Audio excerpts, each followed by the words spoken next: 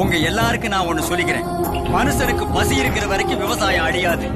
ஏழைங்க கையில் இருக்கிற விவசாயம் நாளைக்கு கார்பரேட் கம்பெனிக்கு மாறும். அன்னைக்கு அரிசி விலை தங்கத்தை விட அதிகமாகும். அப்பதான் இந்த விவசாயிகளோட அருமை இந்த ஊருக்கே தெரியும். ஒவ்வொரு விவசாயியோட சாவுக்கு பின்னால அழிய போறது அவன் குடும்பம் மட்டும் இல்ல, அடுத்து வர்ற தலைமுறை தான். இதை எல்லாரும் மனசுல வச்சுக்கோங்க.